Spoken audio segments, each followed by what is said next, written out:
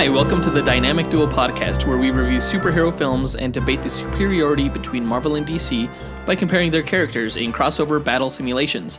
I'm Marvelous Joe. And I'm his twin brother, Johnny DC. And welcome to the Jessica Jones Season 2 spoiler review. We're going to be getting deep into that season. You didn't have a whole lot of time to watch everything, but I know that there are a lot of fans out there that have already seen the season and, you know. And I can't emphasize spoilers enough. Yeah, we've had a few people come up to us and say, oh, thanks for ruining that for me. And we're just like, hey, you know, it's on the warning label, spoilers. But yeah, spoiler review. It was a fantastic season. I have a lot more to say about it than I thought I would. I typed up like 8 pages of notes, so this might be a longer episode. But as long as the entire season. Yeah, if you haven't seen the first season of Jessica Jones, I would recommend watching that first, and then watching the second season, and then listening to this episode. So you have a lot of homework to do, so this might be our like least listened to episode yet. But for those who have seen both seasons, this is definitely the podcast episode for you. The first season came out like before we started the podcast. Yeah, it came out in 2015, I want to say. So it's been a while. It's been a while. Plenty of time. Before we get into the review of Jessica Jones Season 2, we'll be going over the latest news, including the Avengers Infinity War Trailer 2, the New Gods director announcement, and an announcement regarding the cast of Superman in the Teen Titans Go to the Movies movie. Yeah.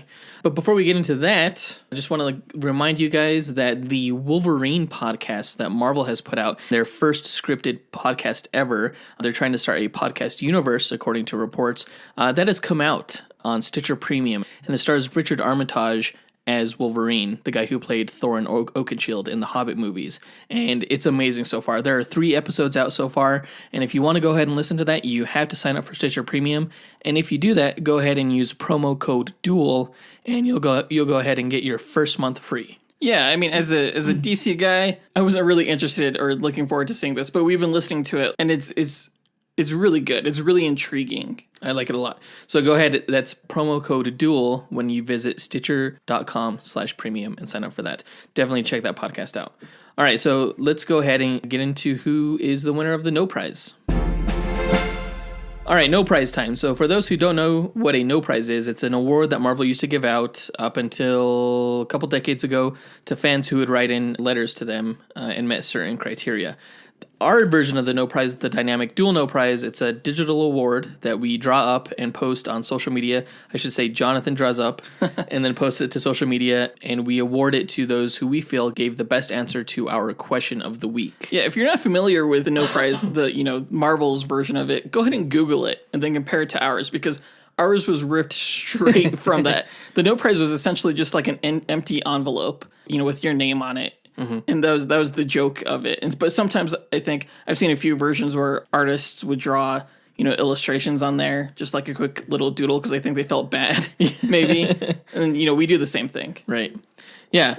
So last week's question of the week was, other than the Heimdall theory, where do you think the Soul Stone could be? And we were looking for like wacky theories, like stuff that we haven't heard before, Yeah. Stuff that was exciting.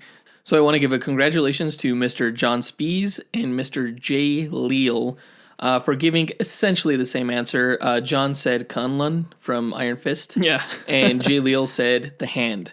And in the Marvel Cinematic Universe, or in the TV universe, the Hand originates from Kunlun, if you remember correctly from the Defenders TV show, where you learned that. So it was an interesting theory because it would explain why the Hand is able to resurrect the dead. It would explain kind of like the magic behind that. There's no way this is really the answer. Well, we're looking for wacky theories. Yeah. But I mean, obviously it'll never happen, but it was my favorite because it would be the perfect way to tie in the Marvel television universe to the Marvel Cinematic Universe. Right. If they were looking for a way to do that, that would have been their opening. We got a lot of people that wrote in and said that the Sovereign have the Soul Stone, the Sovereign being the race of gold aliens from Guardians of the Galaxy 2. Yeah. And they said that because, as we know, Adam Warlock is currently being gestated in his cocoon. Is gestated the right word? Gestating. Sure it is. Adam Warlock was the keeper of the Soul Stone in the Infinity Gauntlet storyline. Right. So that would be the theory that would most closely tie into the comics. Right. So that was a great answer as well. But I was kind of looking for something that I hadn't heard before. And I didn't even contemplate the Hand or Kunlun having the Soul Stone. So I really like that answer. So you guys win the no prize. I still think it's Heimdall. You still think it's Heimdall? Yeah. Yeah, there's a few people that also think it's still Wakanda, which it very well still could be as well. So there's a lot of like weird mystical kind of stuff that happens in the Marvel Cinematic Universe that's unexplained and could easily be rationalized through the Soul Stone. Yeah. So hopefully it's something like that. I don't know. I also just hope it's just a surprise. So that does it for the no prize. Let's go ahead and get into the news.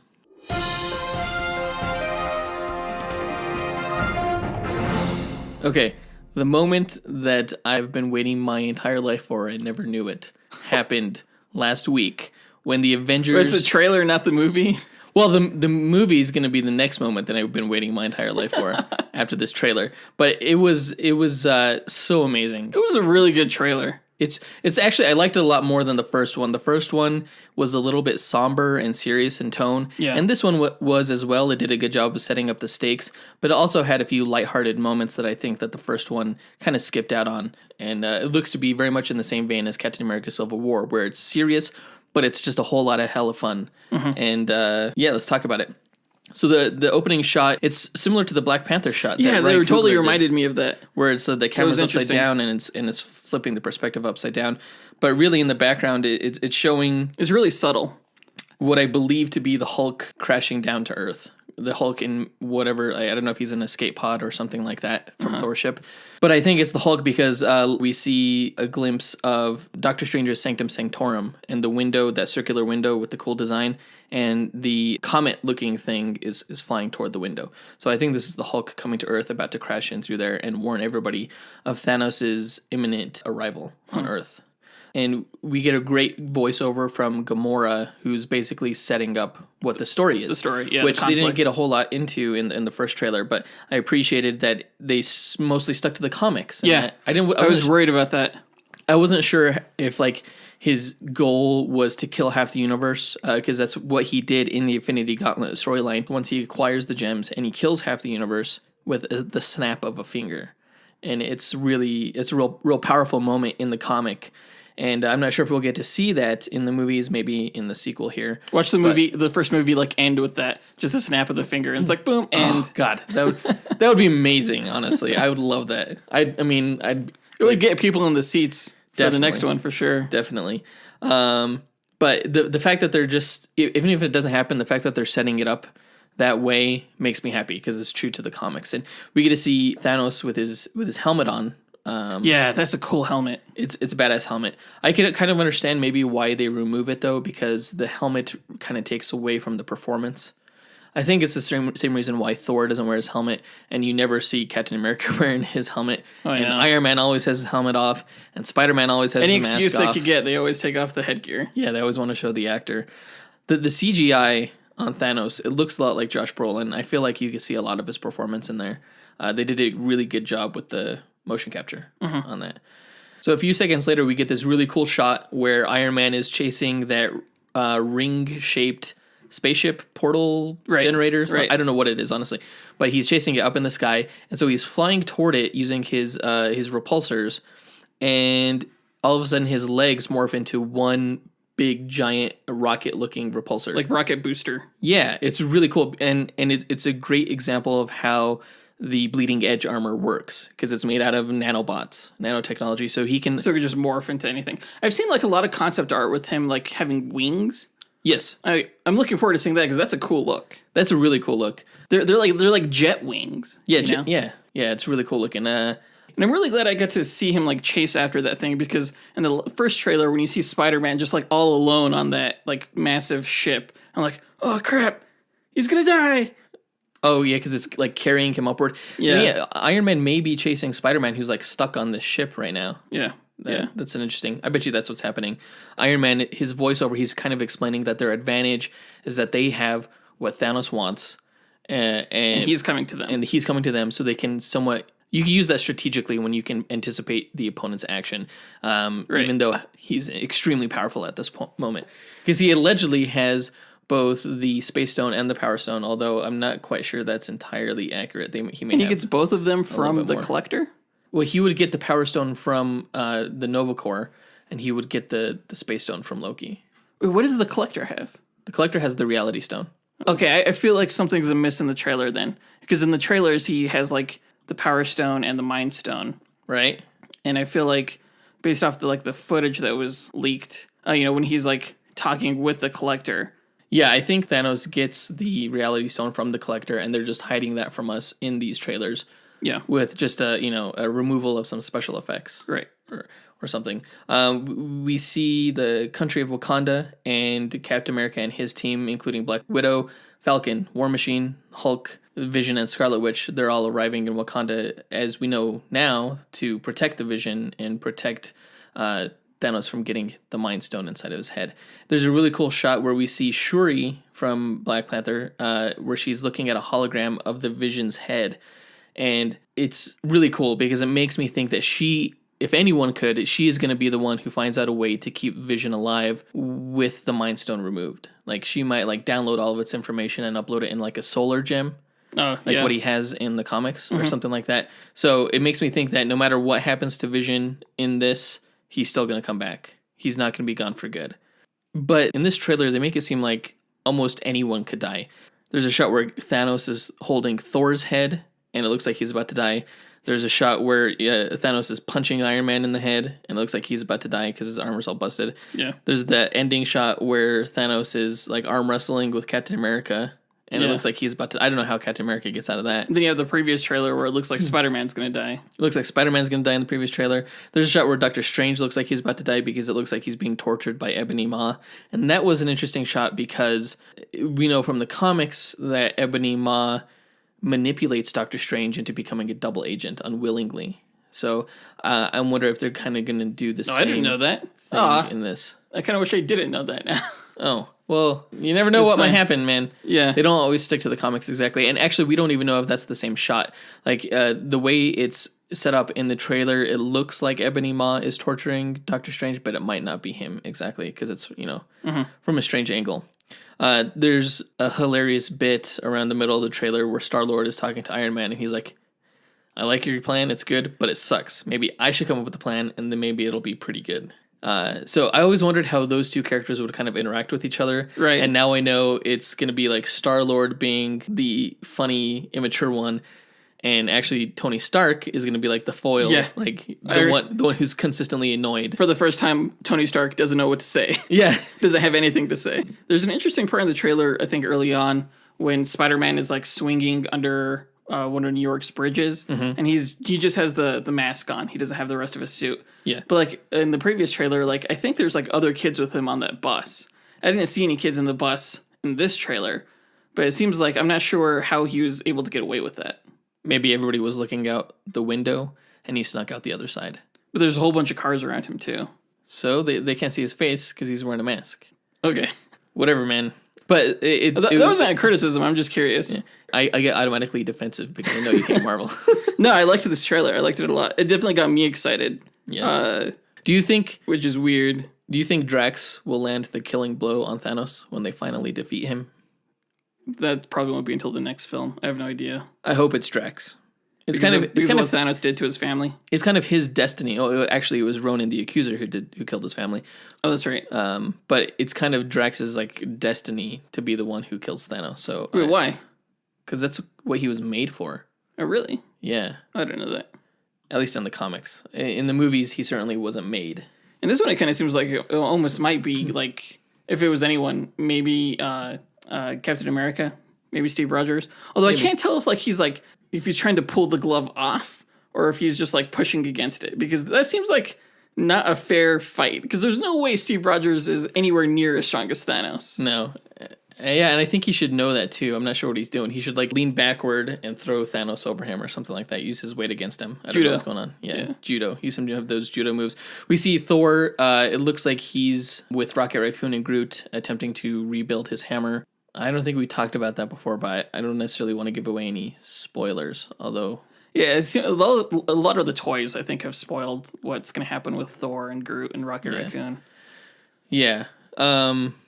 So Thor goes to rebuild his hammer, and according to the toys, he does rebuild the hammer, and the hammer is called Stormbreaker, which we know from the comics to be another enchanted hammer from Asgard that Odin gives to Thor's friend Beta Ray Bill, who is an alien, who happens to be worthy to pick up Mjolnir. I think the most interesting aspect of the toy, though, is the handle, and I think that's probably a spoiler. Yeah, we won't talk about that, but it's interesting because the hammer, Stormbreaker, it's part axe and part hammer, much like the ultimate Thor's hammer. Right. So it's kind of a mixture between Beta Ray Bill's Stormbreaker, because through the name, but it looks like Ultimate Thor's hammer, but it also has elements, it has the big axe on the other side, and in the comics, before Thor ever got Mjolnir, he used an axe called Yarnborn, and it was an enchanted axe, and so this may reference that as well. It's pretty cool that he's getting both an axe and a hammer as a weapon. So I can't wait to see what he'll do with that. I don't think he'll have the same control over it like he did Mjolnir,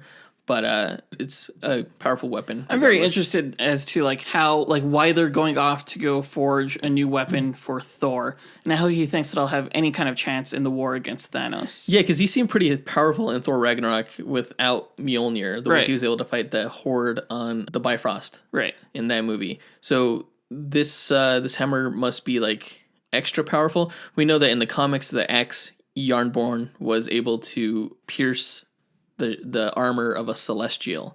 It might be just a super powerful axe that is actually able to hurt Thanos somehow. Yeah.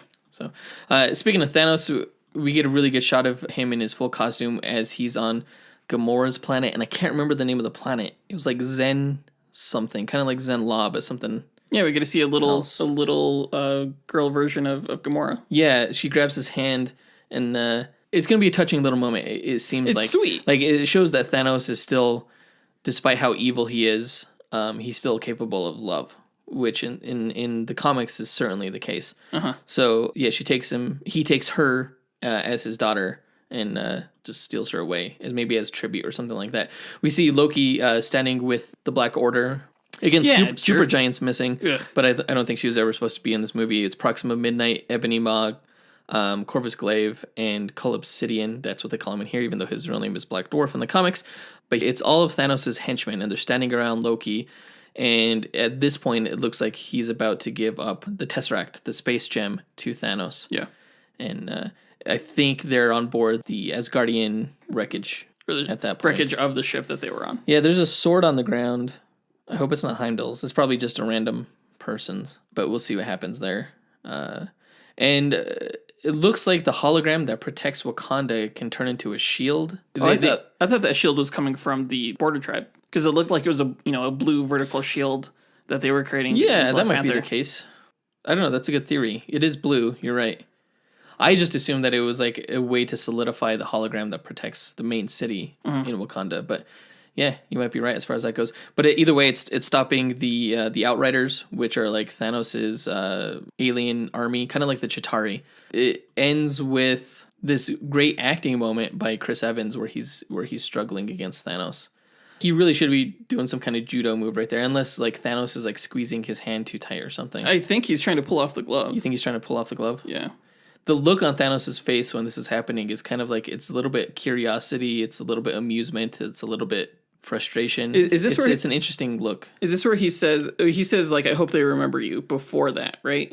I think he was saying that to Iron Man, I think. I'm not sure. But it's certainly interesting. Apparently Thanos has the most screen time of any other character in this movie, according to the Russos. Yeah. So he's like the main character of this. And they've said before that it's like his film. Yeah. So actually, the real way the trailer ends is actually after the logo, and it's that nice little comedic bit when Spider-Man is introducing himself to Doctor Strange. I'm Peter. I'm Doctor Strange. Oh, we're using our made-up names. Then I'm Spider-Man. That was funny. Was it funny? It was funny. It was funny. There's a cool shot of Spider-Man swinging through the wreckage on, and that's how it ends. On Titan. It's a great action shot. It almost makes me want to see the movie in 3D with everything that's going on in the background here. Although I already bought my tickets, and the first time I see it is not going to be in 3D. And oh my gosh, this movie sold out so fast. I know. It broke the Fandango record in 6 hours. Or the Fandango 24-hour record in 6 hours. Yeah, I was like, oh, cool, you can buy tickets now? I'll probably wait. I was like, hey, tickets are on sale. Yeah, I was like, yeah, I'll probably buy tickets like a couple of weeks before the movie. It'll be fine. But then I decided to check it out anyway. And I could not believe, like, I had to look at several theaters before I was able to find seats that I was happy with. Yeah. So good job on that. All right, that does it for the trailer. I'm not sure if we'll get another trailer, considering... I doubt it. It's only a month away. Yeah, just a little bit over a month away. It's going to be the longest month of my life. That's crazy that it only needed, like, 2 trailers. Like, you almost don't need trailers to sell these films anymore. The Marvel films? Yeah, you just say, like, oh, it's going to be a new Avengers film. And people are just like, sold. Take my money. Damn it. Yeah, it's awesome. So the next news item is that we have a director for The New Gods. Wait, what New Gods movie? There's a New Gods movie?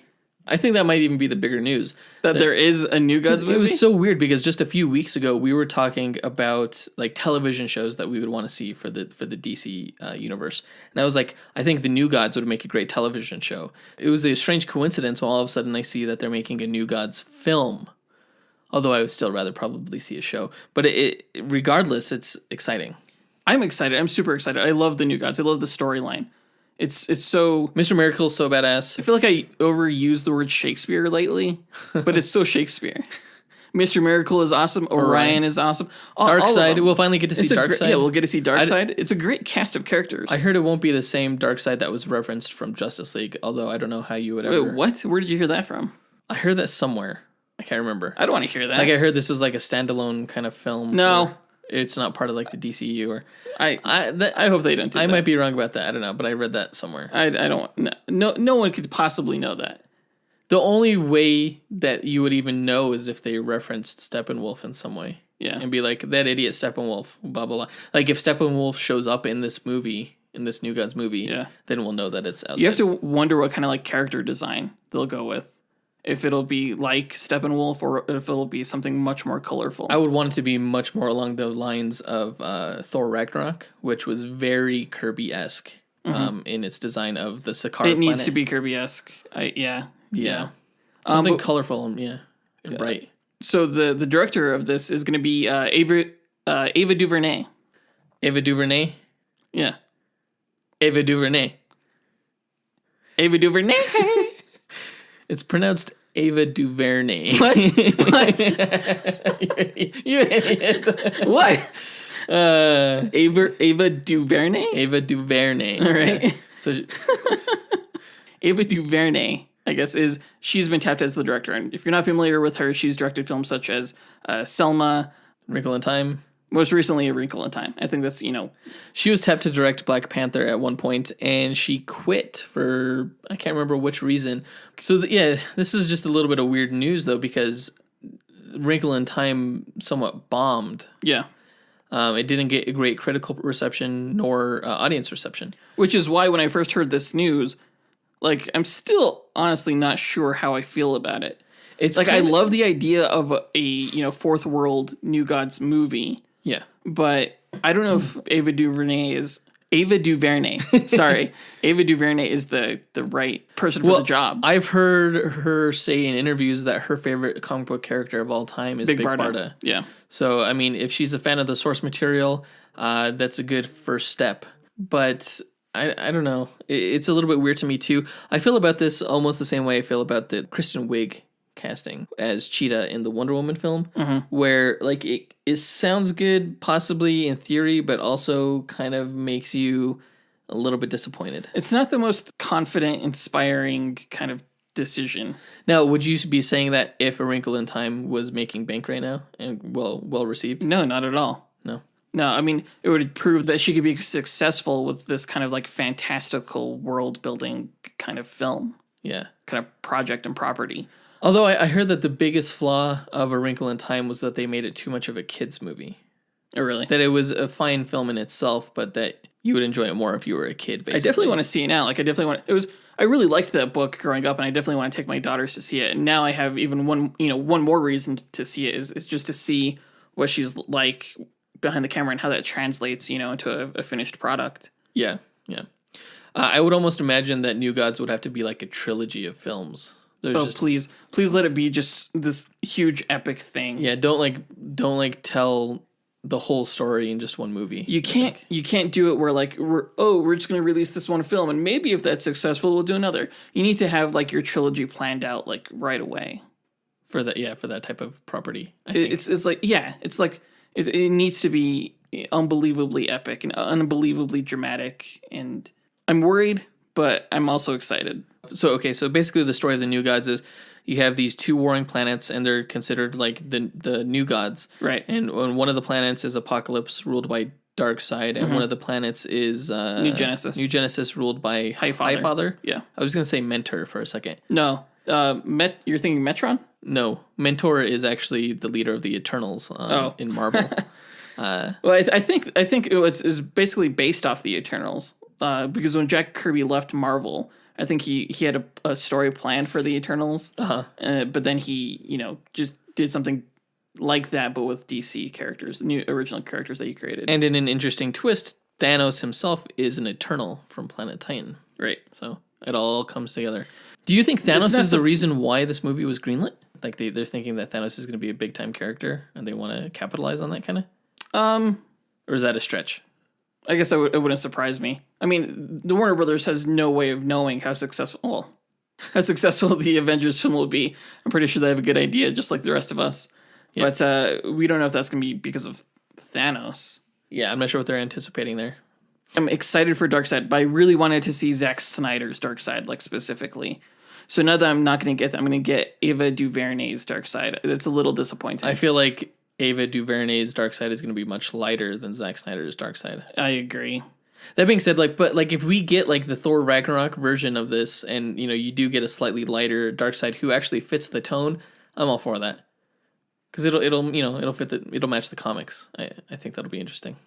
Yeah, we'll see. So I'm just looking forward most to seeing Orion and Mr. Miracle and Big Barda, I guess. Yeah, those big three heroes. Yeah, that's gonna be awesome. Should be their movie. Yeah, for sure. Yeah. All right, that little tidbit of news brings us to our question of the week. So it's a question that's similar to a question that we asked a couple of weeks ago. In your opinion, who was the strangest choice for a director, Marvel or DC, that actually ended up turning out well? Instead of casting choice. Yeah. So we're looking for strangest director choice, and the movie still turned out good. Go ahead and post your answer to our Instagram, Twitter, Facebook, or you can email us at dynamicduelpodcast@gmail.com. You can also find us on those social media platforms by doing a search for Dynamic Duel Podcast. We'll pick our favorite answer and draw that person a Dynamic Duel No Prize that we post to social media. Right. So the last bit of news this episode is that Nicolas Cage is going to voice Superman in the Teen Titans Go to the Movies film later on this year. Finally going to play Superman after all these years. He was initially cast in the Superman Lives movie that was going to be directed by Tim Burton, written by Kevin Smith. The initial drafts were written by Kevin Smith. So it's hilarious. I find this is awesome. It's a great joke. It's a great gag. Yeah. I almost want them to do Batman as I don't know. George Clooney? Sure. That would be hilarious. Have you ever heard some of his voice work before when he does animation? Off the top of my head, no. He was in The Croods. I watch a ton of kids films because with my daughters. Oh, the Caveman movie. Yeah, I have an idea definitely of how his Superman is going to sound, and it's going to be. I can't wait to see it. It's going to be great, or hear it, I guess. Still looking forward to this movie. My daughters don't watch Teen Titans Go as much as they used to, but now that Nicolas Cage is on this, it's going to be funny. Does Superman ever show up in the Teen Titans Go television show? No, Batman shows off a little bit more frequently, but he doesn't really speak. He just giggles along with. What? It's this running joke. It's weird where Batman and Commissioner Gordon are stoners who just giggle at everything. Okay. I don't know. That's weird. They have the Justice League has appeared. They were captured by Darkseid, so the Teen Titans had to dress up as the Justice League and go off and save them. So Robin was Batman. This is in the television show? This was in the TV show. Okay. And Cyborg was Green Lantern. So you got to see some of them there, in just various episodes. There's a ton of Easter eggs in this show. Yeah. So, well, there was a lot in just that brief minute trailer that came out a month ago. Yeah. So many Easter eggs in there. Yeah. It's going to be funny. When I saw this news, I laughed out loud. We are losing a Marvel actor to DC. Again. Yeah, but we take a lot of your guys too. So, and his days are done definitely as Ghost Rider. So, Yeah. not too big of a loss on our end. Though I do like the actor. Like, he gets a hard time and he's done some pretty wacky stuff. Yeah, he's kind of known for the most part, the weird roles that he accepts. Yeah, I've liked most of his stuff. Although I never saw like The Wicker Man or any of that weird stuff that he's done. So, Yeah.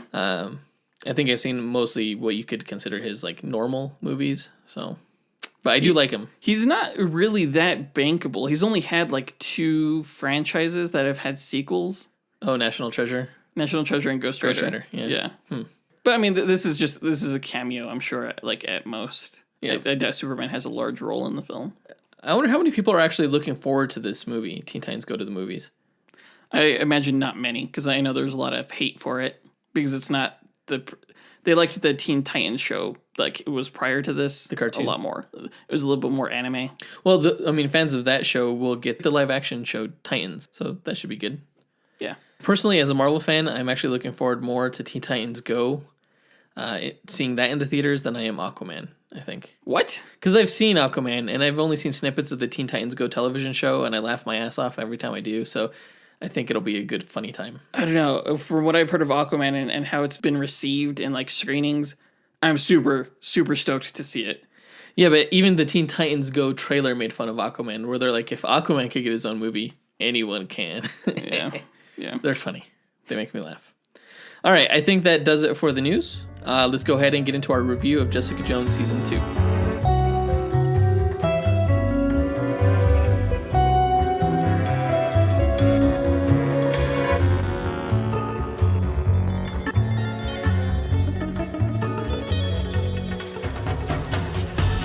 Man, I love that opening theme. That is a really solid opening theme. The music throughout this show I thought was pretty solid. It's some of my favorite music. I think some of the strongest scenes in this season of Jessica Jones were when it was, very noir, and you had like the bassy music going along the narration that she's giving when she's doing her detective work. It's a great show. And it was hard to know how a season 2 of Jessica Jones would hold up without the outstanding antagonist of David Tennant as the Purple Man, or Kilgrave, or whatever you want to call him. He was such a huge part of the appeal of that first season, like the duo of Kilgrave and Jessica Jones. I was skeptical that this season would be as good without him, even though he does make a few minor appearances in episode 11 that I thought were pretty well done. I'm glad it was mostly just a cameo. Yeah, it was in just one episode. Yeah, I think for the most part, this season holds up to the first one. I would agree that like I also like was kind of skeptical as to how it was going to turn out. I definitely have to say that the marketing for this season definitely wasn't what it should have been, because this was a lot better than I thought it was going to be. Yeah, well, like from the marketing, for some reason I always think that Kristen Ritter is going to annoy me. Yeah, but she never does, because in fact she always surprises me with how great of an actress she is and everything. And it sounds like a backhanded compliment, but what I mean is that the marketing of Jessica Jones always portrays her as kind of like this parody, like one note badass bitch, when in reality she is such a multifaceted, complex, extraordinary character. Yeah, absolutely. So yeah, the marketing is always just a little weird. And it was the same way for the Defenders too. I remember thinking like, Jessica Jones might be annoying in this Defender show, but she really wasn't. I didn't have a problem with her at all. And I'm kind of surprised, like I haven't really heard people talking about the second season. I wonder how many people are watching it. I don't know. I hope they are. If you haven't, hopefully you're not listening to this review if you haven't seen it. Yeah. But definitely I would encourage other people, let them know what you thought of it. Because I'm doing that. I really liked it. I found it very enjoyable. It was a great like roller coaster of shock and anger and sadness. And I wasn't disappointed in the series at all. Even though it will end up getting like a half star lower than the first season did. But we'll get into the reasons why later on in this review. Yeah. The first season was thematically focused on mental and physical abuse and post-traumatic stress disorder. I think this season told just as much of a personal story for Jessica Jones, but it shifted the focus more toward relationships, specifically female relationships, sister, mother-daughter, lover, and all the complex ways they can be loving or hateful. It was an interesting aspect that never really gets discovered not only in the superhero genre, but in any genre, and outside of like a Lifetime movie or something like that. And all of the writers for these episodes this season were all women, right? All the directors. Or all the directors? I'm not sure about all the writers, but definitely the directors. I think I read that somewhere. It might have been the writers as well. It might have been. I'm not sure. So the relationships on this show are so complicated. I think that's the big appeal of it. Like, no two characters have any sort of consistency between them, as far as whether they like each other from one episode to the next. The nature of the story, of the narrative itself, like, bends and breaks and sometimes reassembles nearly every relationship in the show. And congratulations to the writers for being able to do that without breaking the story itself. I think what ultimately bogs this season down, as nearly every Marvel Netflix season, is the number of unnecessary subplots and the episode runtime padding. Yeah.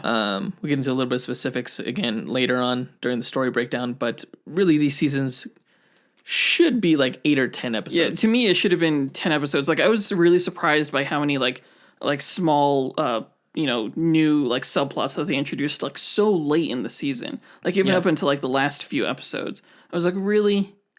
To me, I think it would have been perfect as, again, 10 episodes. I thought the Defenders was a little short. I think that could have been fleshed out a little bit more. Oh, really? But I think like consistently across the board, maybe except with the Punisher being the exception, like a lot of these Netflix Marvel shows should be like 10 episodes. Yeah, and we say that every time, and I'm not sure that'll ever happen, but we'll see. So let's get into the characters. Let's talk about Jessica Jones. I think Kristen Ritter plays her perfectly, perhaps better than any of the other Defenders actors played their roles. I'm like, give Ritter an Emmy, Yeah, like, you mentioned the marketing makes you think that you would be like annoyed by her, and I definitely agree with that. But she's just so real in the show. Yes, and it's not like in any kind of like fake way. She just totally sells it. It was an interesting choice, maybe even almost an experimental choice by the writers to take this reluctantly closed off character and see how introducing the mother she thought she lost would like maybe open her up. It led for interesting drama. Like, we find out that her emotional shell is incredibly thick, especially given the whole wrench in the machine that her mother is an unstable killer. Right. Yeah, I'm a big fan of the concept of this season. It was just as good as the first season, I think. Speaking of her mom, Alyssa Jones. Let's talk about Alyssa Jones. These Marvel shows, Netflix shows, have such a great, fantastic, like really complex and well-rounded villains. Yeah, she was a different sort of villain. Like, I guess you could call her the primary antagonist. Though, but then again, like, were there like really any bad guys? Were there any really good guys in this? Yeah, it was so like morally ambiguous and like gray throughout the whole season. I kept waiting for Dr. Carl Mollis to take that role of primary antagonist, though he never did. He was so likable, and he was likable. That guy. Yeah, she was probably the most sympathetic villain I've ever seen, because her violent tendencies, they're not her fault really. It's a mental condition brought on by her experimentation. Right. So I mean, you could say that Mollis was at fault, and maybe he is the primary antagonist, but his intentions were mostly pure. Yeah. And he loved Alyssa, and he shut down the lab and everything like that. So it's easy to sympathize with Mollis as well. And it results in a show where, like, there is no big evil threat here. And I think it ends up being all the more fascinating for that. I was really surprised the way, like, towards the end, like, once you kind of like get a better grasp of who the villain is, and the primary antagonist probably being the mother, but even like when they sort of like team up and stuff like that, like, they still keep the story driving forward, despite the fact that it's not like, the protagonist isn't charging against the antagonist. Right. That was really interesting, the way they did that. It's a unique show, just as much as the first season. Alongside Legion, I think Jessica Jones is the most unique thing in the superhero genre right now. Yeah. The series.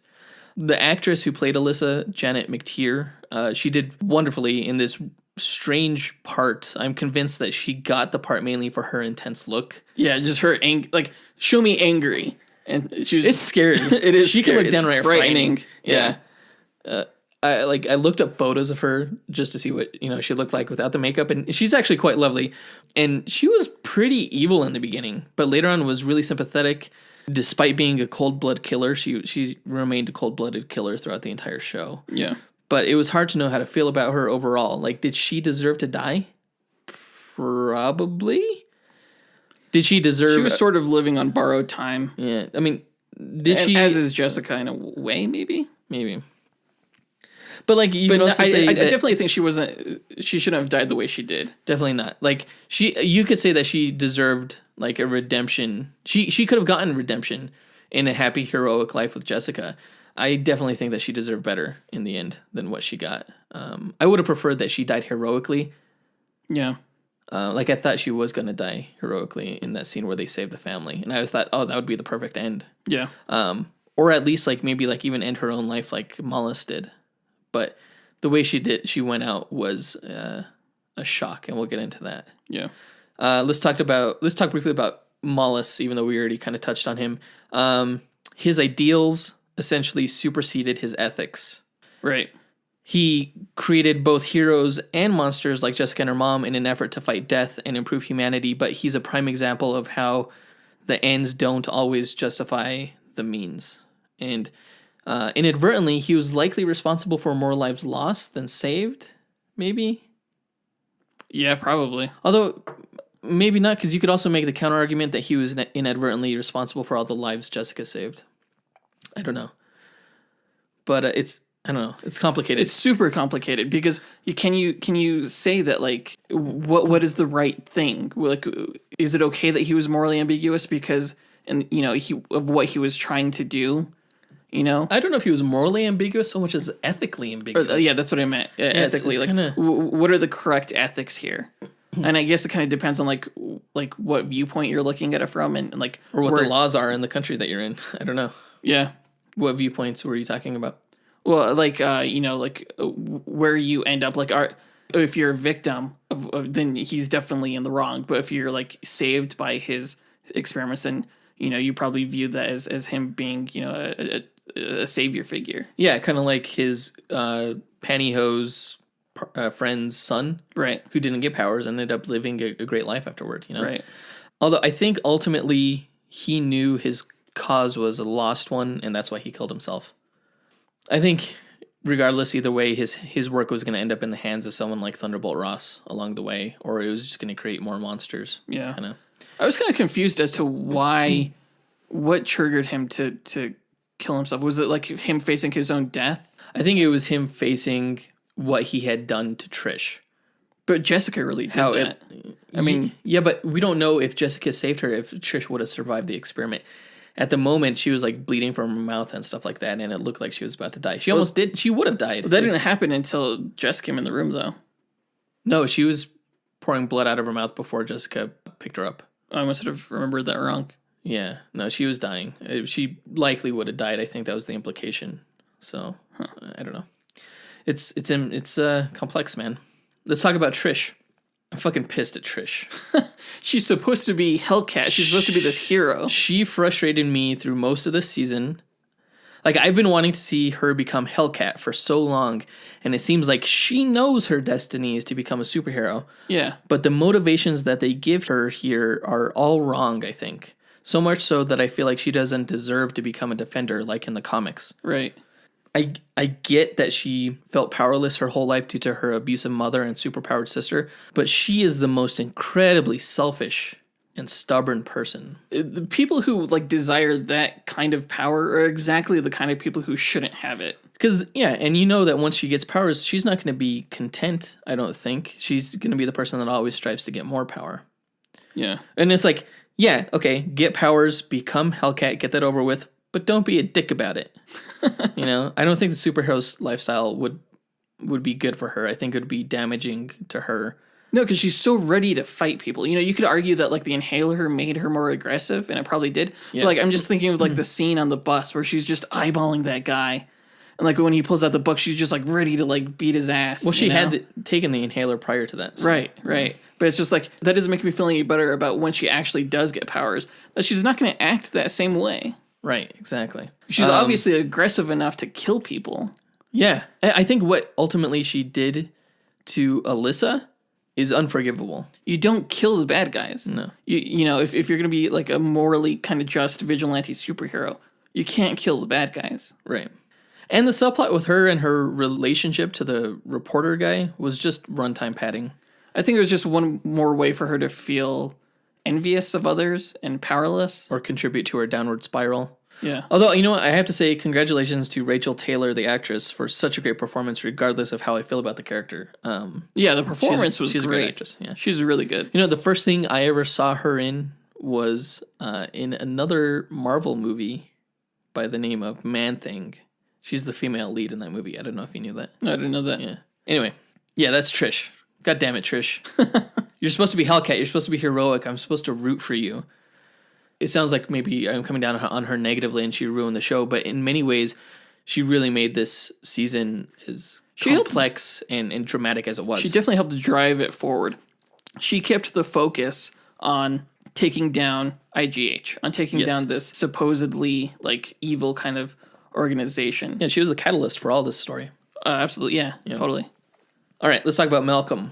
I was kind of glad to see how he had overcome his addiction and grew as a detective and as a human being in the season. Yeah. He might be the most morally pure character in the show. Yeah. And he's a good balance to all the moral ambiguity around him. I'm glad he stood up for himself against Jessica, who really didn't treat him the best. Yeah. And, you know, branched out away from her. But I do hope that he comes back because he's one of Jessica's only true friends. Yeah. And he does a great job. Like he definitely proves his competence. You know, this season he proves that he's a good PI and that he's a capable PI. Yeah, and not only that, he's good at a lot of things from carpentry to just. I was actually kind of sad by the turn he made at the very end.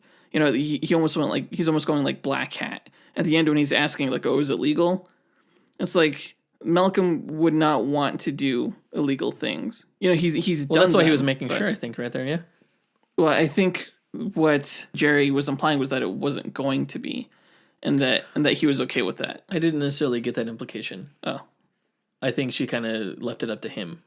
Like, if he wants to do illegal things, then he can, I guess, on her retainer or to get answers or whatever. But it's as legal as he wants to make it, basically. Mm-hmm. I think that was the impression that I got. So. I get the feeling that, like, if Malcolm knew that Chang, if he tried to kill Jessica and her mother, that he wouldn't have sided with him. Yeah, I don't think he would have either. And Jessica may tell him that in the next season. The last main character of the show, I think, maybe was Oscar Arocho, who was the super. I wasn't sure why he was in the show at first, but ultimately I was glad he was there because he was the only one Jessica had left at the end of the season.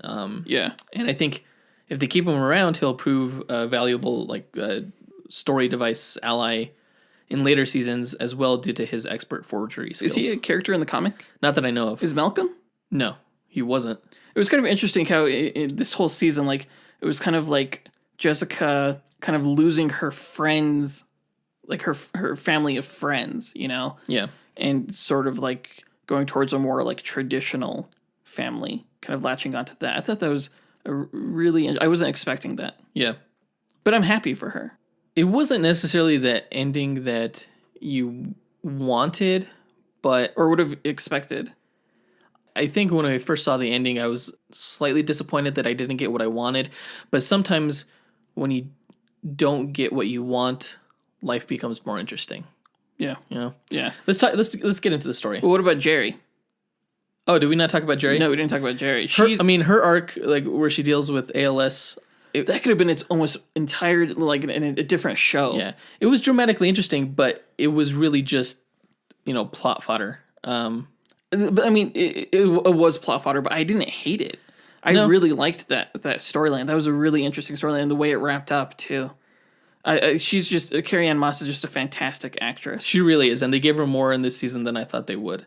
Mm-hmm. And it was interesting and stuff, but I think if they were to reduce it down to 10 episodes, that would have been the first thing to go. It was really well. Yeah, it was kind of an unnecessary side story. It didn't have any bearing on the main plot.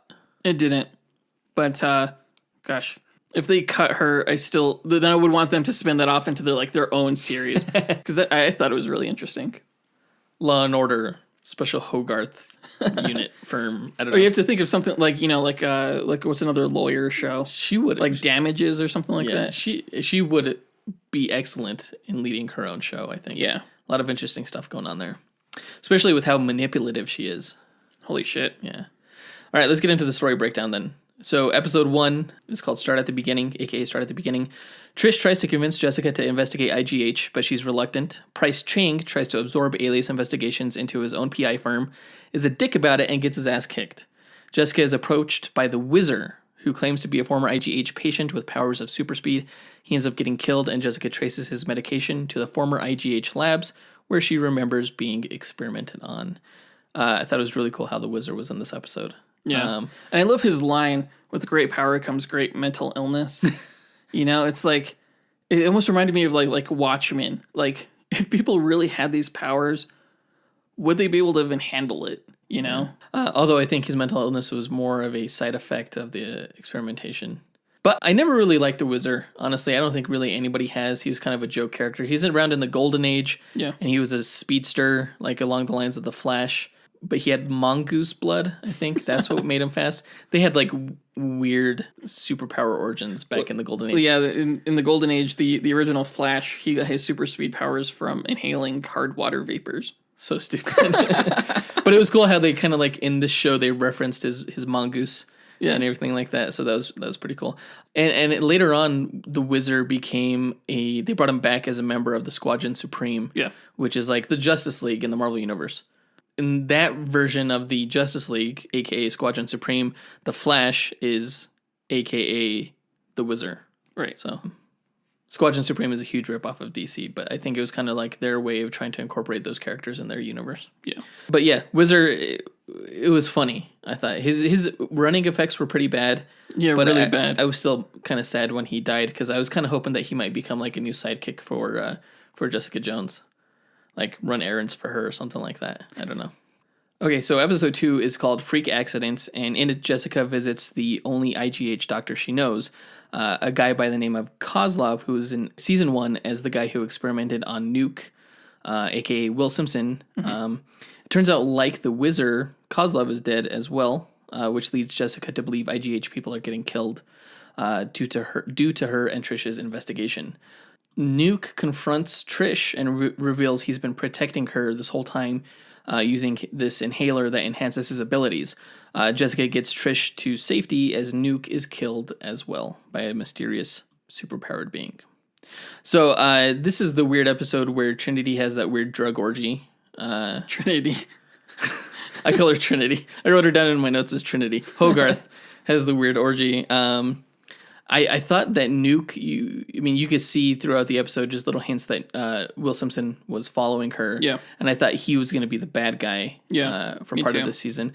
But then I was like, oh no, he's the good guy. He's protecting her. He still cares about her. And then he died, which is a shame because I really like the character. Yeah. It's too bad that they kind of killed him off because he was great in season 1. Episode 3 is called Sole Survivor. Hogarth is diagnosed with ALS. And her law firm partners find out, and she asks Jessica to investigate them to avoid being bought out. Jessica gets an eviction notice from the building's new super, Oscar, who distrusts superpowered beings. Jessica goes back to the former IGH labs where she finds the name Leslie Hansen. She goes to meet Dr. Hansen when Trish finds out that the real doctor was murdered. Turns out the lady Jessica is meeting is an unstable imposter with superpowers like hers, but stronger. The imposter attacks Jessica and escapes. Which I found, interesting is after the revelation, just looking back on that scene. She didn't know that was her daughter. She didn't recognize her. No, I think she did know that it was her daughter. She just didn't want to tell her. I think she was nervous. She was, nervous the whole time while they were speaking. True. She knew it was Jessica. She just didn't want to reveal anything, I think, at that moment. I just found it interesting, why she wouldn't want to. She, went out looking for her daughter, and then, you think she would have wanted this reunion. Yeah. That just, it didn't happen. I was so confused by who she was. When I saw her, I was like, maybe she's like an older Typhoid Mary from the comics. Because she had kind of reddish hair-ish. It was brown. But she was crazy, like Typhoid Mary is in the comics, like just really angry and unstable.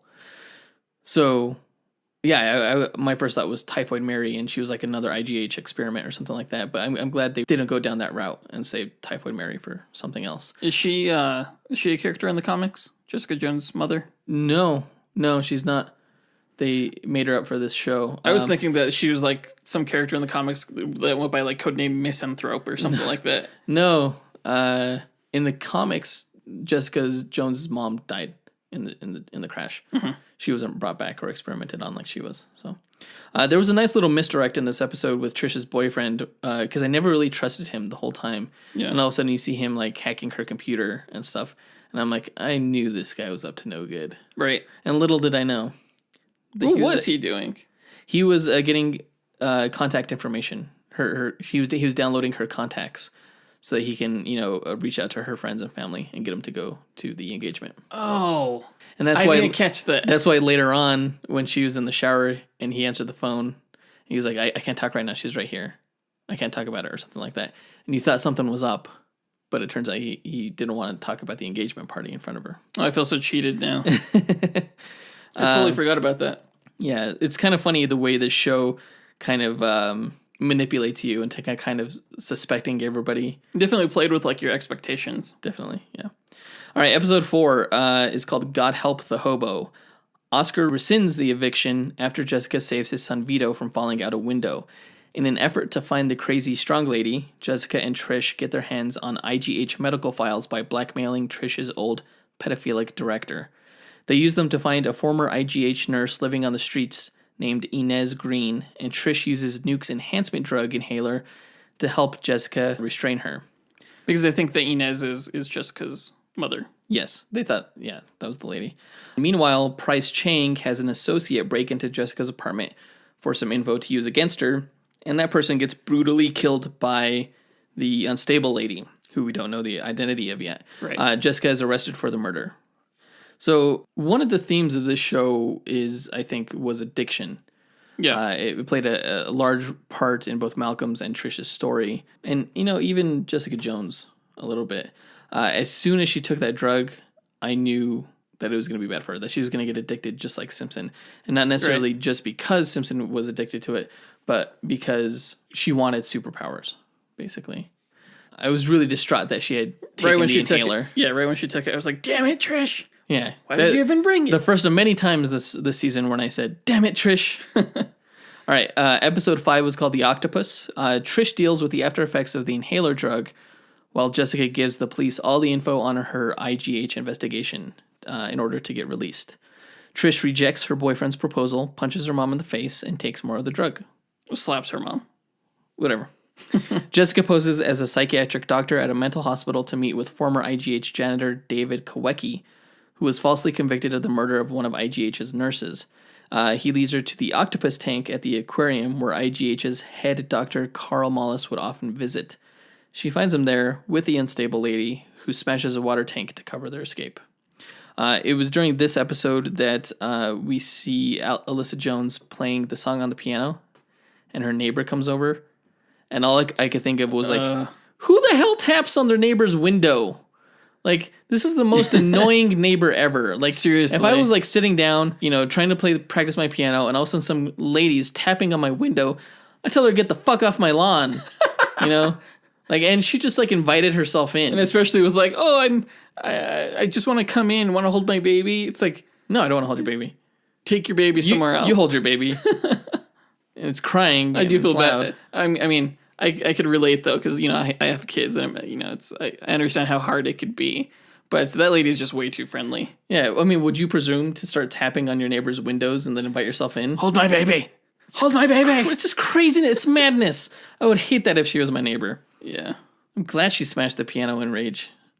Well, not glad, but I can relate. By this time, you still don't know who the crazy mean lady is. Yeah. And I just thought it was like, this was a bizarre scene, but it was definitely an interesting look at the inside of like her life. Yeah. Yeah. It was one of those like special kind of like Netflix villain moments where like you get to see life from the villain's perspective. Right. Yeah. It was a nice little moment. There was a nice other moment in the police station where the officer that's helping Jessica out, he references Kilgrave, and that's why he's helping her out. Yeah. And it was a nice little moment that kind of showed how good of a villain Kilgrave was in the last season, in that his presence still holds so much weight this season. Yeah. Even just through mentioning his name, you know. So episode 6 is called FaceTime. So Trish, now addicted to the enhancement drug, goes out looking for crime and kicks a dude in the face on a bus. Security footage near the aquarium leads the investigation to Malcolm's old university, where they discover Mollis's identity in a yearbook. I think it was a yearbook. Meanwhile, ex-IGH nurse Inez Green tells Hogarth that she knew of a patient at the facility named Shane that had healing powers that could cure her ALS. Jessica threatens one of Mollis's old financial backers to get the doctor's location, where she goes and finds that not only are Mollis and the unstable lady living together, the unstable lady is actually her mother. Right. I felt like when this episode started that there was a deleted scene in the aquarium, because I think at the end of the last episode, like, people were crying out for her help, and she was all wet when she came out of the aquarium. I thought, like, maybe they just didn't have the budget to do, like, water effects. Yeah, I thought maybe there was going to be a scene where she was, like, saving people in the aquarium or something. Yeah. But there wasn't. It just kind of looks like she just ran out without worrying about it. Yeah. When the bus scene happened, I was like, oh, is this where Hellcat begins? Like, this is where her true vigilante career begins? But I thought it was an incredibly dumb scene. Like, it's like, Trish, It was. what are you doing? Damn it, Trish. Damn it, Trish. And then she gets sick, and Malcolm goes to give Rebecca her inhaler, and she takes it again, and they end up doing the dirty, but it was way aggressive. I was like, dang, Trish is going to break his dick off. I didn't see that coming. Like, I never got any kind of implication that Malcolm liked Trish. Yeah, because he's kind of, like, helpful and supportive to everybody. Yeah, and he was, like, even, you know, like, looking at, like, I think he was looking for, like, a specific person on his phone earlier. It turns out he was just kind of, like... Tindering people who looked like his old girlfriend, I guess. But, I mean, it's not like Trish looks like his old girlfriend. Yeah, I don't know what that was about. Earlier in that episode, Jessica Jones did tell Trish that Malcolm has a thing for her. Yeah, but and that's when I was like... Okay. All right. Yeah, because he was a sexual addict. He kind of replaced his heroin addiction for a sexual addiction, and so he had, like, a different girl in his room every night. Yeah. So I don't know where she... Obviously, she didn't know that. She didn't find out until later in the season, but I guess she just assumed that Malcolm liked her. But I guess apparently he did, because he did care about Trish, and they did do things. So yeah. The end of the episode was the most crazy, unexpected thing ever. I didn't see it coming. Did not see. It was a legit, like, the mind blow definitely registered. Yeah. You know? It's like, mom, like, that's her mom? Yeah. What? Yeah. Her mom's alive? Right. What's going on? Gotta watch the next episode right away. That coming. Yeah. Yeah. The next episode was a flashback episode. It was called I Want Your Cray Cray. After Jessica's childhood car accident, she and her mom, Alyssa, are rushed to the hospital and secretly diverted to IGH, where their lives are saved through Mollis's illegal experimentation. It was crazy that the meat-faced person was actually her mom. Yeah. Because that was scary. Like, from the first episode, I was like, oh shit, this is going to be the villain. Who's it going to be? What is this? I thought, it was just going to be like some deformed man. Yeah. But it was her mom. Yeah. And it wasn't her mom, like, necessarily attacking her. It was her mom, like, just super confused, basically, and maybe excited to see Jessica. Yeah. So it was weird. So Mollis's treatment gave them both powers, but Alyssa's injuries required further treatment that resulted in a 5-year coma and violent mood swings. She and Mollis worked on stabilizing her enough to see Jessica again, and she eventually escaped the labs. However, she secretly killed Jessica's then boyfriend, which was so tragic when she saw him selling off Jessica's abilities as hired muscle. I mean, it definitely wasn't, like, a good relationship. Like, you could tell that, like, that was going to end not well. Yeah. But it was still tragic. It really was, especially Jessica's reaction to her dead boyfriend. Yeah. That was heartbreaking. And you could see the anguish that Alyssa felt by what she had done, and she knew that she wasn't ready. It was like a good like cause for why her mom had to, like, stay in treatment. Yeah. Yeah.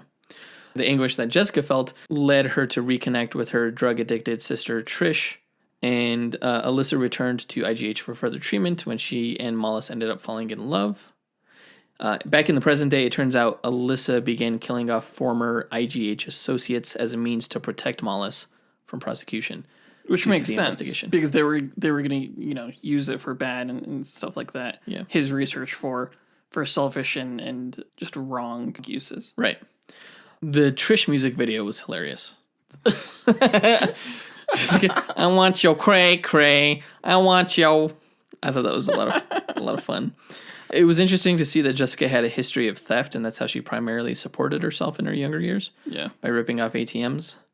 She didn't seem to have any qualms about it back when she was doing it. It was really easy for her to just steal. Yeah. I kind of was hoping that the flashback would take her into her superhero days as Jewel. I'm still hoping to see her like in the costume. Yeah, maybe like next season or something. They'll do a flashback to the superhero days. With the whole like ripping off of like ATMs and like breaking into people's homes as a PI and stuff. I just have to wonder, does she not have fingerprints or something? It's like, good gosh, lady. Yeah, you would think. Well, she's been arrested, so they have her fingerprints on file. And she was dusting them off, like, later on, like, off of a keyboard when she was writing a suicide note. Oh. It's just like, yeah. Man. Good point. I thought it was a touching, like, sisterly moment when they reconnected up on the rooftop after Jessica's boyfriend was killed. Yeah. And, she convinced her to seek help and, stop taking drugs. Yeah. I wish I could have felt that way about their relationship through the whole thing. Because I like seeing them as loving sisters, and it really sucks. They're always there for each other. Yeah.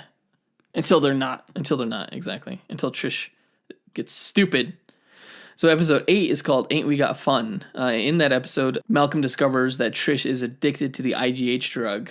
He tells her to get help, but he does end up getting saved later on this episode by Trish from a group of assholes trying to beat him up. Yeah. Hogarth takes up the healer Shane, who is in prison, takes him up as a client.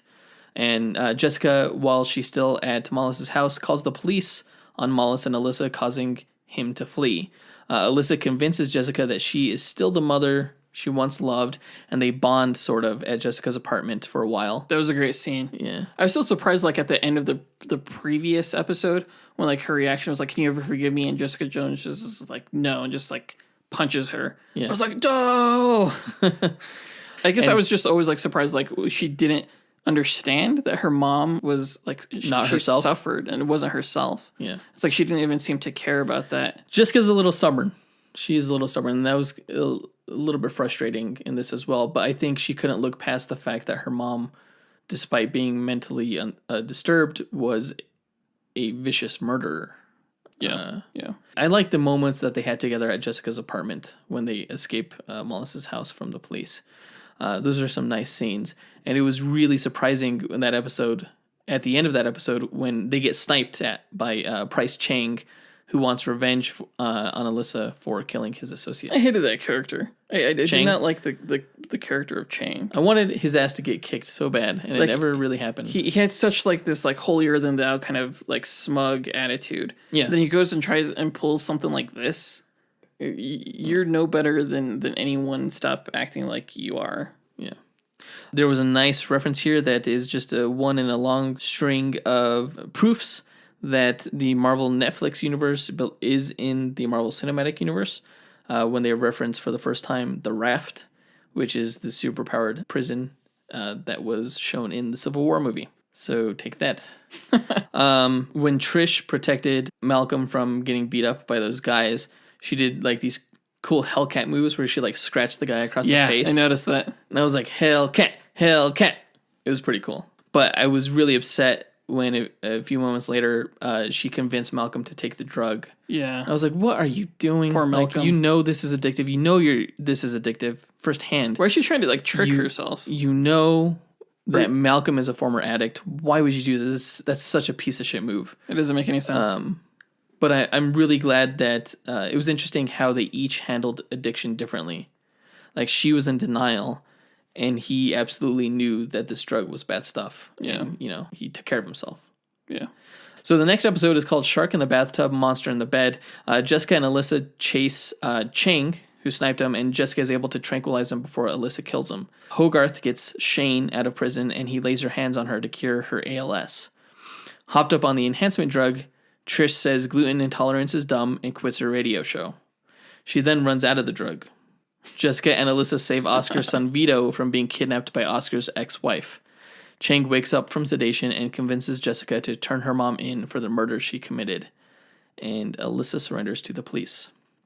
And that scene where Chang convinces Jessica, I thought that was a little... it didn't make sense to me because... No, it wasn't a convincing argument. No. I didn't think Jessica should have sold out her mom that way. It wasn't the right way to do it. No. Nor was it the right time. No. I don't think. Like with her mother listening on the other end of the door. Didn't she know that, like, yeah, her mom's like right there. Yeah. What are you doing? At this point, Trish was getting super annoying to me, like when she quit her show and stuff. I was so glad when she ran out of the drug. I was like, yes, you idiot. And I had really suspected regarding Hogarth's story that I thought that she was manipulating Inez Green because if Shane's healing touch failed, she could manipulate Inez into being her like nurse, live-in girlfriend, Nurse lover, yeah, who could take care of her. I thought that was the angle she was going for, really, but it didn't really end up that way. I think she was ultimately. Maybe Hogarth is really manipulative, so it wouldn't surprise me. So with Alyssa in prison, Hogarth works out a plea deal for Alyssa where if she confesses to the murders and gives up Mollis, she'll avoid the raft prison and get visitation rights. This is episode 10, by the way, Pork Chop. Right. Jessica tells Trish and Malcolm everything regarding her mom and IGH and finds Mollis and convinces him to flee the country so Alyssa can give him up without worrying he'll be extradited and prosecuted. He reveals to Jessica that he never treated Shane, and it turns out Shane and Inez Green conned Hogarth and stole all of her stuff.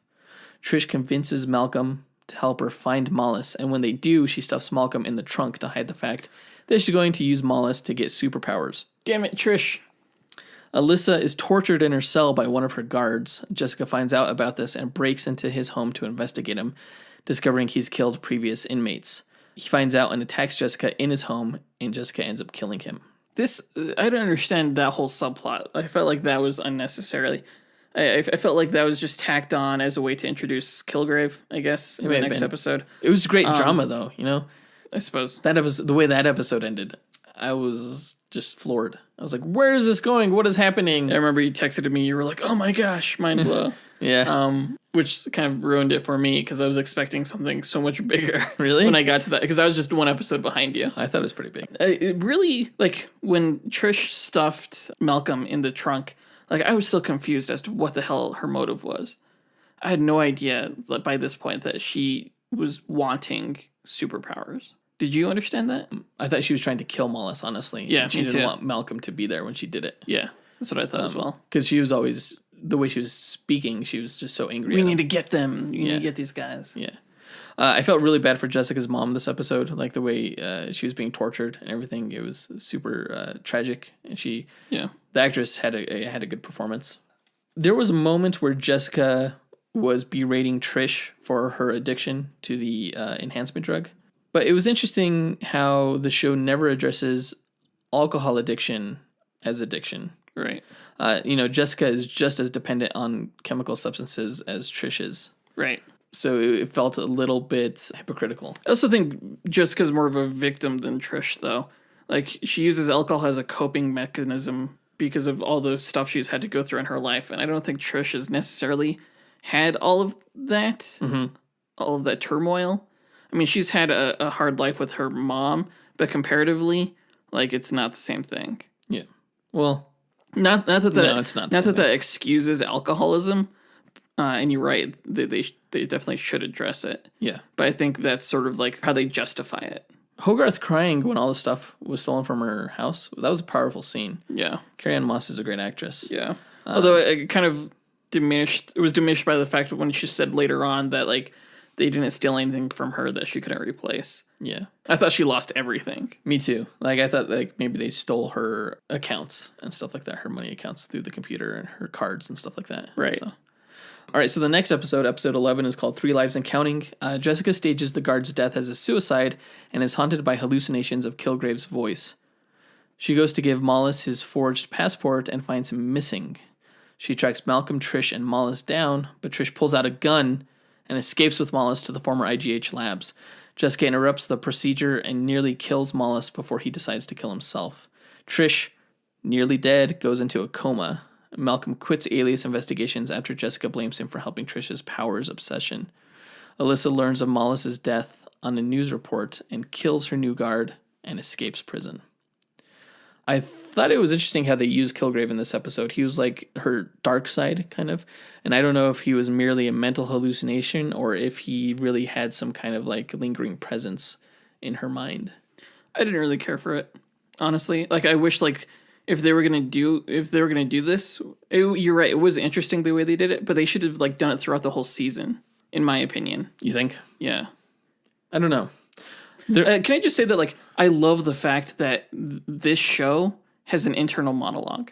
Yes, it's something that none of the other shows have. Right. And not only does it add to the noir feel, but it leads for some interesting dialogue. Right. Yeah. And, you know, it reminds me of like the comics, how like you know they don't really do thought bubbles anymore. They do more of like thought boxes. Yeah. But like how important something like that is to comics specifically, and how like you could use things like that for like dramatic irony and stuff like that. I know like it's sort of considered cheating in the like screenwriting world to have the audience explicitly told what the characters are thinking, but I think it really works in things like this, like these noir like detective.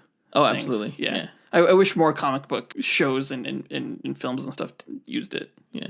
There was a nice little scene in this episode when Alyssa finds out that Mollis was killed, and she kind of flashbacks to a nice moment that they had on the beach. Right before that, yeah. And they seem like just such a good couple, you know? Yeah, for sure. He seems like such a good guy who really wants to help her.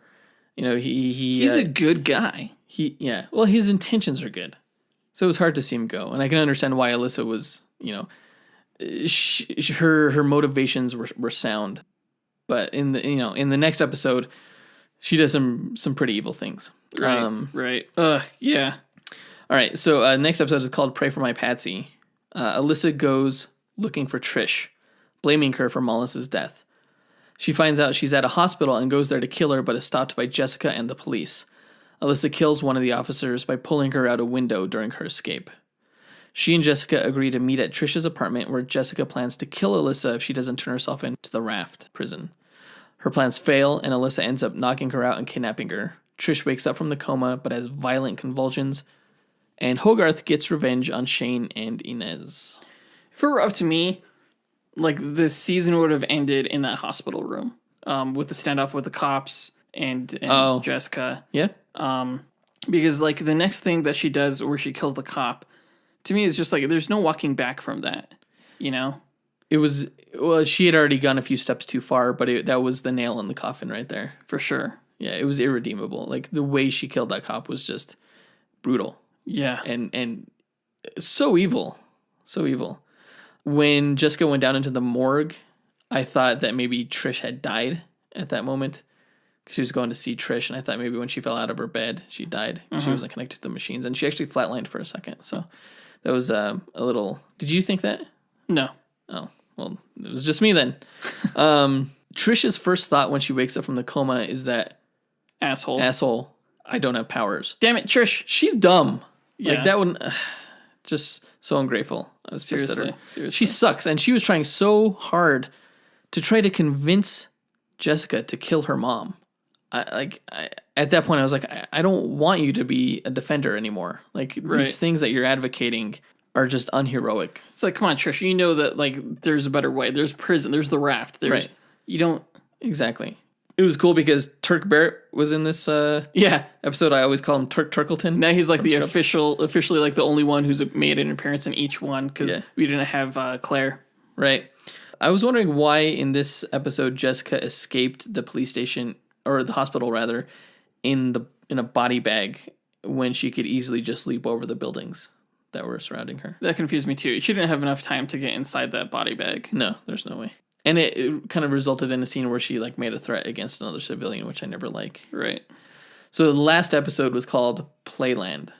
Jessica finds herself with Alyssa on the run.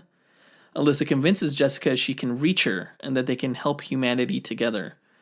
They save a family and a trucker from a car crash and really bond. The police catch up to them on their way to cross the U.S.-Canadian border, and they flee to a nearby amusement park they visited on a family vacation when Jessica was a child. Alyssa decides to wait at the Ferris wheel until the police arrive and turn herself in.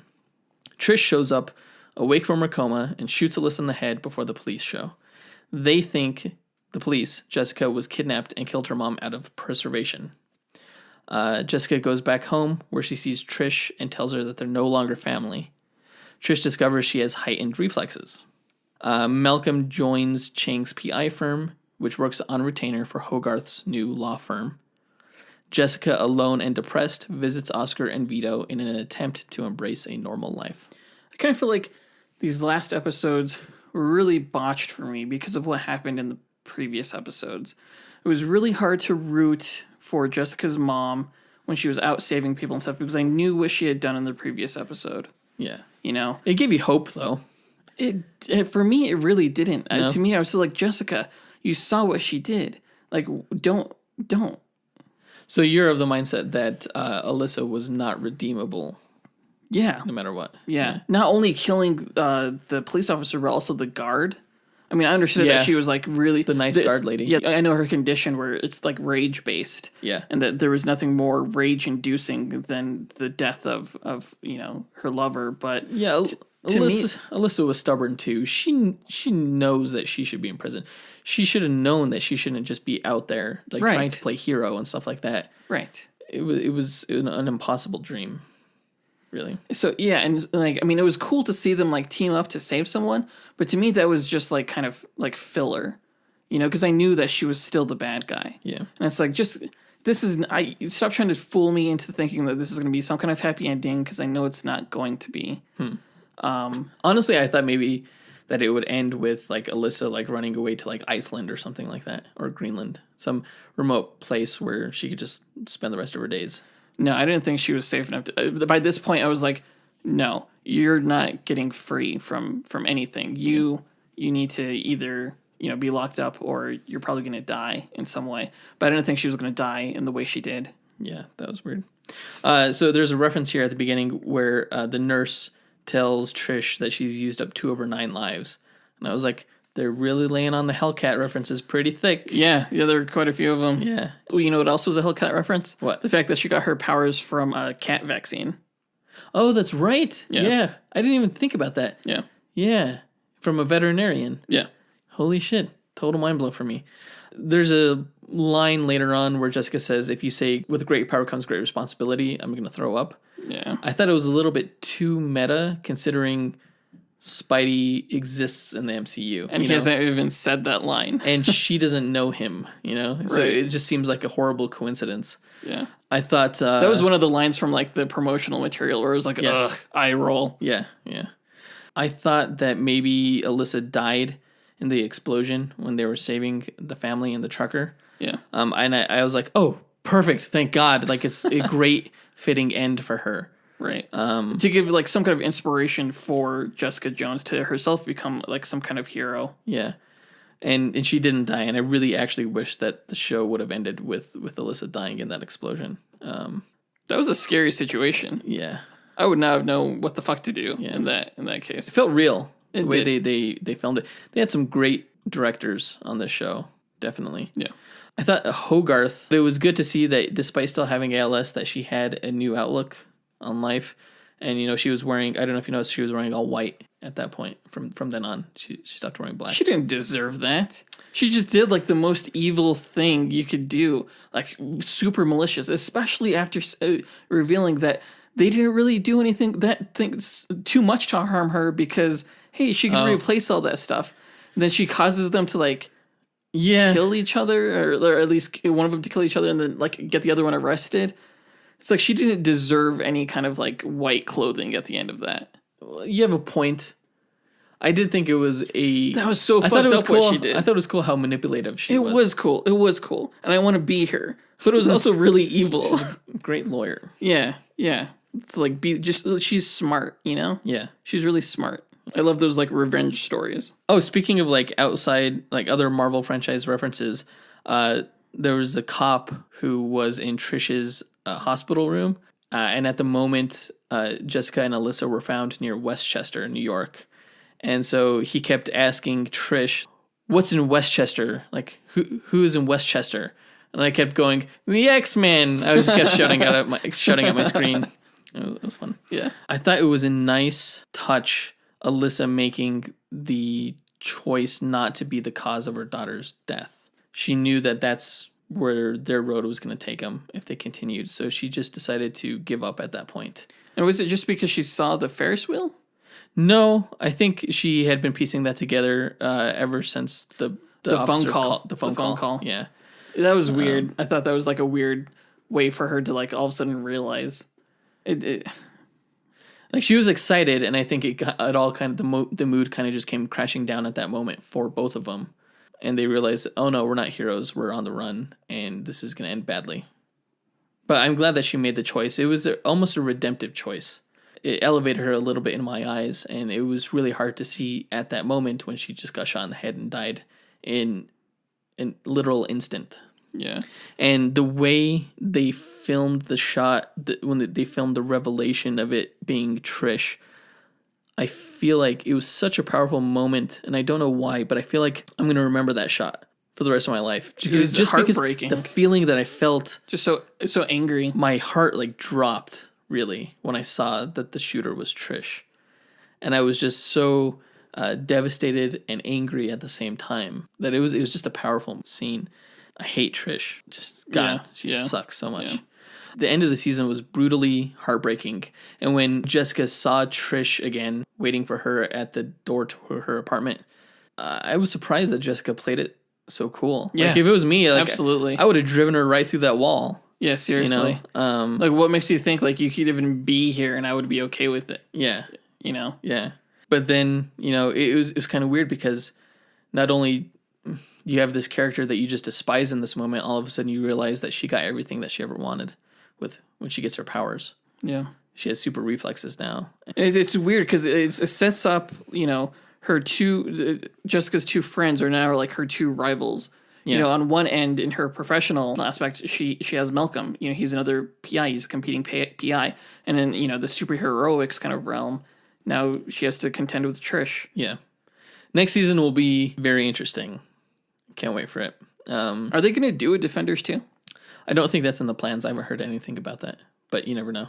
Really? It would be cool if somehow, some way they managed to redeem Trish. I don't know how they would do it. It would take a lot. She has to use her powers for good. I imagine like when the next season starts, she's going to be in her own costume, which she needs to be because she's a recognizable, celebrity.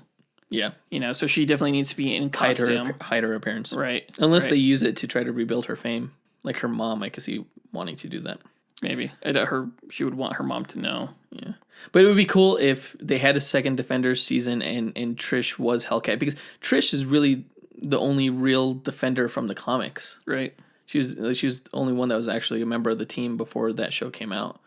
So she would be like the original Defender as the new Defender. It's kind of cool. Right. But yeah, hopefully she redeems herself because I hate her right now. I thought Jessica managed to handle things really well, not only not throwing Trish through the wall, but, she was sitting at her desk and she realized that, she had driven a lot of people away. She felt alone and glad that she had the super and his kid. It was a bittersweet ending, for sure. Yeah, for sure. I think overall, it was such an emotional roller coaster. It's such a great series, such a great season. A lot better than most of what's on TV nowadays. I ultimately don't think it was as good as season 1. It was still good. It's still, again, like the villains, the storylines, all the conflicts that they went through. There were a lot of head scratchers, more in this season than there were in the last season, for sure. Mm-hmm. I still think Kilgrave is ultimately a better villain. Yeah. But it was still really good. Yeah. Yeah. I give it 4 stars. Yeah, me too. Just below the quality of season 1. Yeah. Yeah. Yeah. Really good show. I again can't wait for season 3. So that does it for the review of this season. If you guys have seen it, go ahead and write into us on social media or email and let us know what you guys thought about it. But that does it for this review. And in the next episode, we're going to be doing a dual episode, right? With Jessica Jones, right?